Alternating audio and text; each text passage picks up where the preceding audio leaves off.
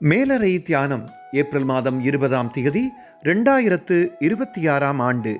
எழுதியிருப்பவர் Shawn யூவிங், Minnesota, USA.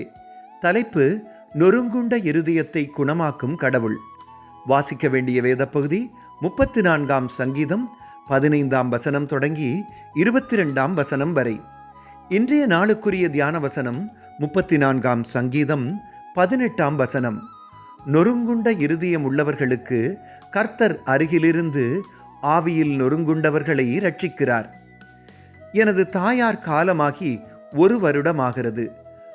அவளுடைய சிரிப்பு, கண்கள் வெளிப்படுத்தும் இரக்கம், பேச்சின் தொனி, ஆதரவான அணைப்பு ஆகியவற்றின் ஞாபகம் இன்றும் என்னுடன் இருக்கிறது. ஆயினும் அந்த வெற்றிடம் அவளின் அன்பை ஞாபகப்படுத்துகிறது. எனதுள்ளத்தின் பாரத்துடன் ஒரு நாள் வேதத்தை திறந்தேன். கண்களில் தெரிந்த 34ஆம் சங்கீதத்தை வாசித்தேன். 18ஆம் வசனம் என்னை கவர்ந்தது. திரும்பவும் வாசித்தேன்.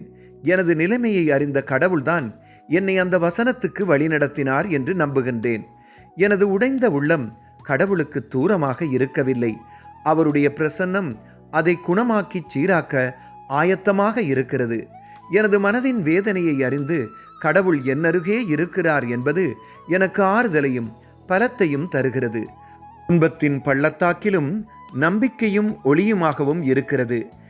எனது தாயாரின் நினைவு என்னுடன் இருக்கிறது. அவருடைய ஆவி எம்மை பிணைக்கும் அன்பிற்கு சாட்சியாக இருக்கிறது. அதிக துக்கம் எமது அன்பின் ஆழத்தை வெளிப்படுத்துகிறது. கடவுளின் ஆறுதல் அளிக்கும் பிரசன்னமானது துக்கத்தின் ஊடாக கடவுளின் நிரந்தரமான சமாதானத்துக்கு வழிநடத்தும் நம்பிக்கை ஒளியாக இருக்கிறது. ஜெபம். பரலோக தகப்பனே, உடைந்த உள்ளத்துடன் நாம் துக்கப்படும் நேரங்களில் நீங்கள் அருகில் இருந்து ஆறுதல் அளிப்பதற்காக நன்றி சொல்லுகின்றோம். ஆமீன்.